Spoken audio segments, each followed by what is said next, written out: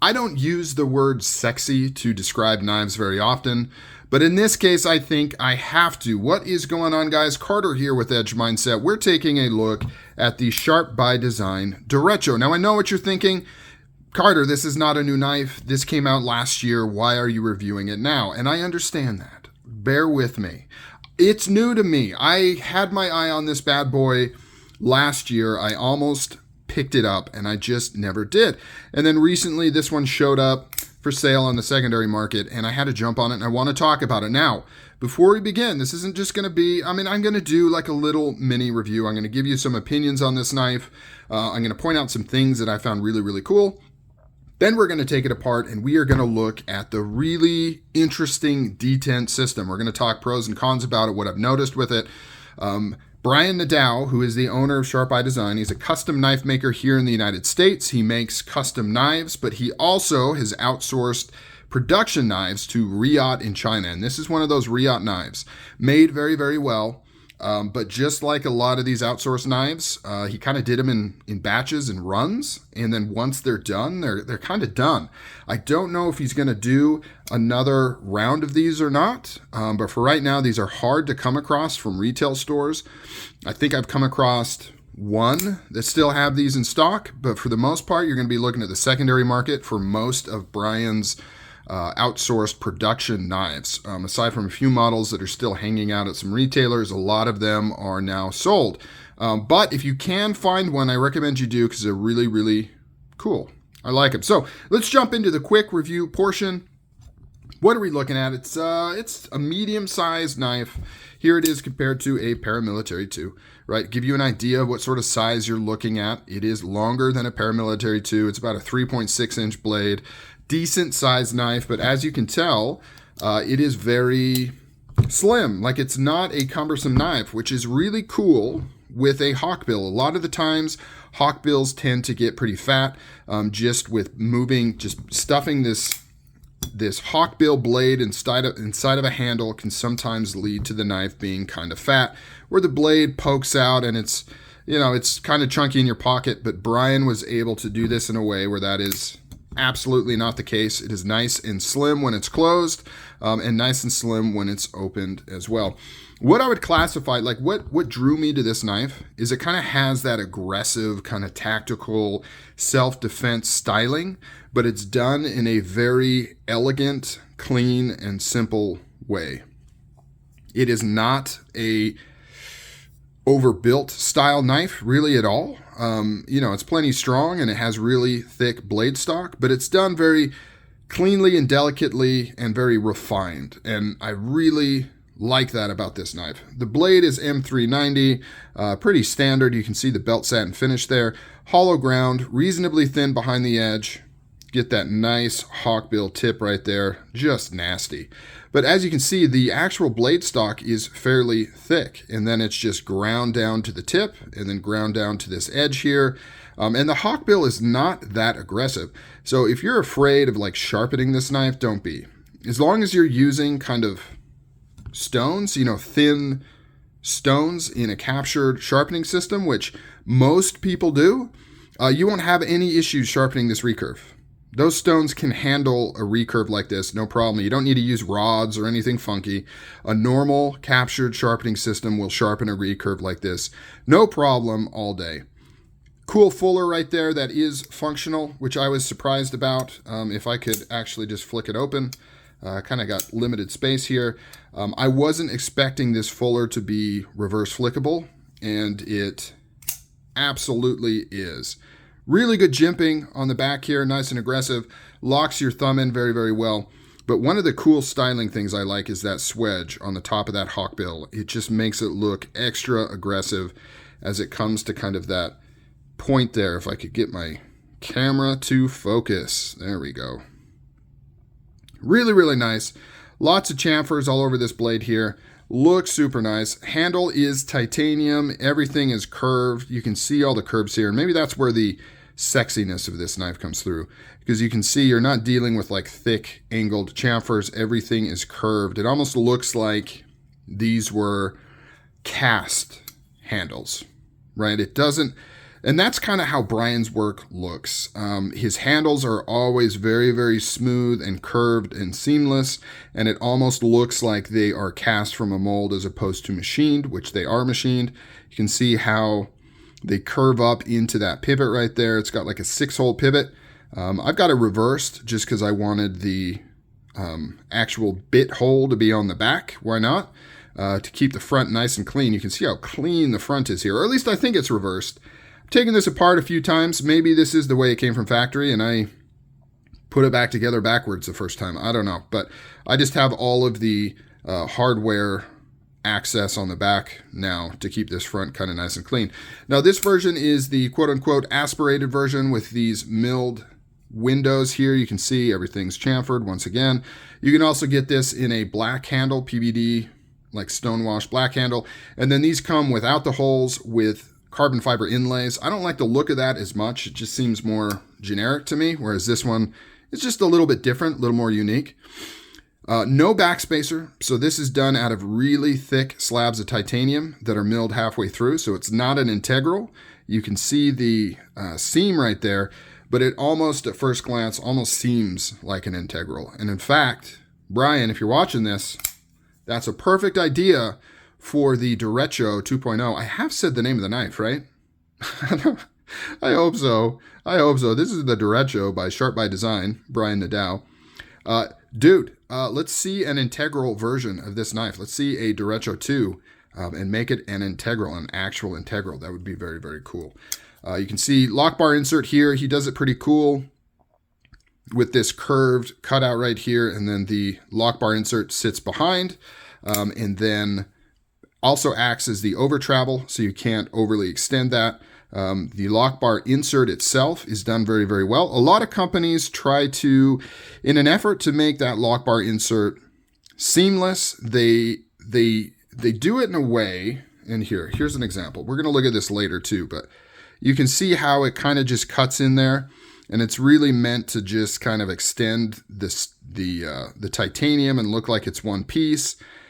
And sometimes, this one isn't too bad, but sometimes that actually makes it more noticeable because you really just see that seam and you see the transition from titanium to steel. Whereas Brian kind of went the opposite route and he actually made the lock bar insert almost stand out. You can see how it sits proud of the titanium and then it's chamfered on both sides. But in doing so, it actually makes it look more like it's part of the knife in a weird way. Kind of interesting. I do find it odd that he went with external hardware on it though.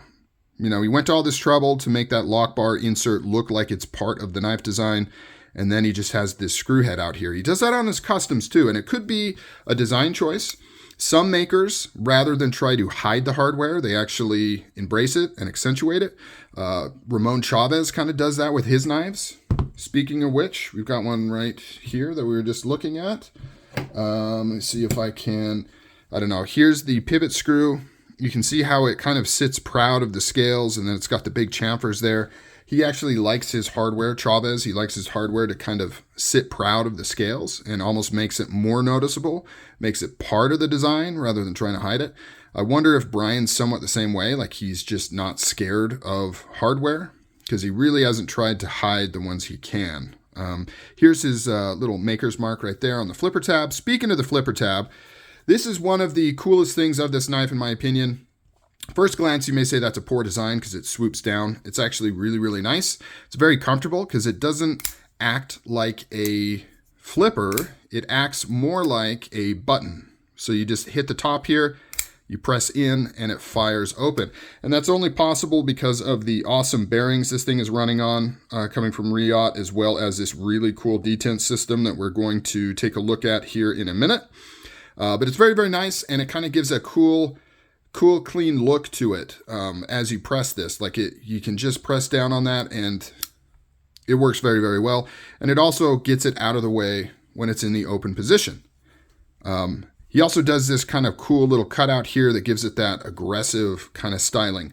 So this kind of flipper tab in the open position here is very indicative of his design language. You'll see this a lot on his knives, kind of just how that looks right there. Let's see, what else do we have? Pocket clip. Oh, by the way, this is not going to be just a total glowing review here, right? There's some things I don't like about this knife. And And I want to talk about those. Pocket clip, 3D milled titanium pocket clip with a satin finish on it. Very curvy, very sexy, very smooth, very thick. Tons of tension. A lot of lock bar tension on it. Now, I haven't had any issues per se putting this in my pocket, but you can feel this tension for sure as you move it in.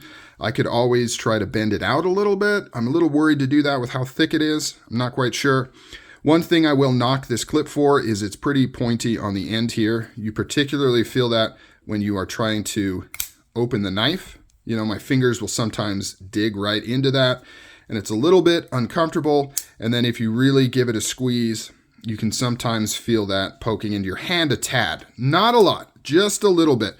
If this was more rounded right there, that would go away. If you just put a little chamfer on the top there, that wouldn't be an issue at all. Okay, so now probably the biggest thing with this particular knife, and some of this will come down to just you and how big your hands are and how you flip.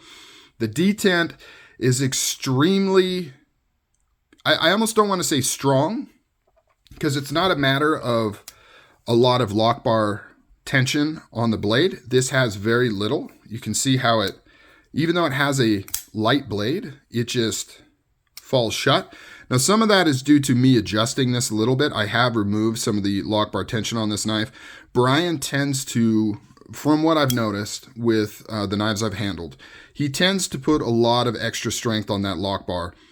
And I don't know why, because his detent system, which we're going to look at in a minute, is so strong and crisp. I would think you would want to do the minimum amount of actual lock bar tension, because even with making the lock bar strength so light, this thing will sometimes be difficult for me to open. If I put any pressure on this lock bar, it is hard to open. You can see, I mean, you can probably hear it.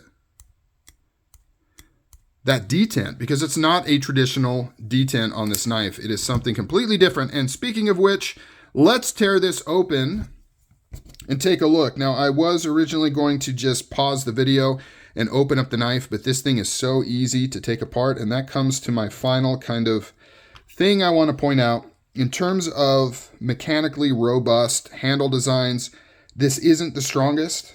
It only has 2 screws holding this thing together. You've got the pivot, and you've got this one right here. And then the body screw goes right into, just titanium. Oh, wait. Right into, wrong side. Right into titanium, you can see right there. Now, it does have this, I don't know what you would want to call it, this little nub here that fits inside here. So it does give you more lateral strength, right? So you are not relying on just the thickness of the screw in terms of this thing kind of sliding this way. But at the end of the day, when you're talking about the force of separating the scales, it really is just threads going into titanium, I believe.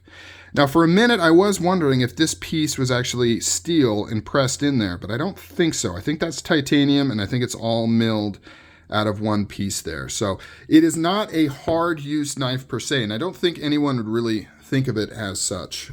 But let's take a look at this crazy detent. What is that? Look at that. So he mills that directly out of the piece of steel of the steel insert there. It's a detent nub, or a detent, I forget what else you call it, ramp, something of that nature. And you can see how it kind of swoops, and it's got a very hard line down here at the bottom. And that is what fits into this guy right there. So this side right here keys into this little portion right there. And you can see why it's so crisp, because it is like a 90-degree angle and it fits right in there. And then you can see the track that's being left as it moves across the surface of the steel there, as opposed to a standard detent ball, which is pressed into the steel right there. And then it simply goes around the blade, which is right here.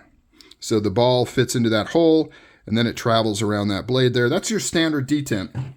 Now, why would somebody do something like this? Based on my observation, 2 reasons. One I mentioned is it gives you a very crisp, insanely crisp detent because it's a 90-degree angle. On this, you've always got a ball, and it's not going to be 90 degrees, right? Because it automatically starts to curve, and you're never going to be able to get I keep using the word crisp, but that's the only one I can think of. Just the very sharp detent. You're never going to be able to get that with a ball, but you can with this. And this also reduces the amount of travel because you don't have to worry about the flat spot. No matter how high you get this ball, you're always going to have a little bit of a flat above it that blade can ride on before it hits the ball. And a lot of makers, the goal is to reduce that as much as possible. But with this kind of system, you can eliminate it because it's a gradual taper down to the flat, right? There is no flat. It goes from the corner here, and then it immediately tapers up into the actual detent surface. So those are the two things that I notice. It does give you a very smooth action where you're not bouncing up above that ball. For example, this isn't the best one, but this has a detent ball. See right here? Here's where it is riding up on the ball, and then this is all just blade against that liner lock. Like it's not on the ball, so it's stiff, and then you hit this portion and you have some resistance, and then you finally pop up on that ball. Now you're on the ball. This detent ball is pretty low, but every knife that has a detent ball is going to have that to some degree. By doing it this way, it completely eliminates that. You don't have that at all. Now, I love that part of this. The crispness, the sharpness of that detent, though, can be troublesome for me. I will struggle flipping this knife sometimes. Even after removing the lock bar tension, you can see how little this is bent out. There's very little lock bar tension on here, and yet it still has a very strong detent, which is cool because it means you can tune this thing to have feather light blade action. This very lightweight blade, and by the way, this thing, I don't think I got weight on this video. It's like 4.2 ounces. This blade is very, very light, and yet you can tune, as you saw, you can tune this lock bar so that it just floats down effortlessly. Oh my gosh. Floats down. Really smooth, really nice. And yet you have an insanely strong detent still, so it's not going to shake out of the handle. So that is cool that you can do it. And like I said before, I find it interesting that Brian doesn't tune it that way out of the box because he doesn't really maximize that concept too much. Let me put this back together and I'll say a few more words and we'll be done. All right, we are back. You can see how this blade just feathers down, and yet it has a very crisp detent. You cannot shake this blade out. It's a very cool system. I don't love the way it's tuned right out of the box, but it does give the option to kind of set this up a bunch of different ways. Now, obviously, as I continue to use this knife, it should break in more and more with that really sharp detent. That's the hope, at least, because you can see, I mean, this is like a very strong detent still, even with very limited lock bar pressure. So kind of cool. I know I'm harping on that, but I find this mechanical stuff very interesting. And I wasn't expecting a lot of these things from this knife. Honestly, when I saw these come out, I assumed that they were just a normal, re-out produced knife with nothing special, no hidden features, no hidden details, and certainly not a really cool detent system embedded in this knife. All right, guys, comment down below if you've handled one of these. What do you think of this detent system? Have you had any problems with it, or has it not caused you any issues? Thanks for joining me. I will talk to you later. I'm out.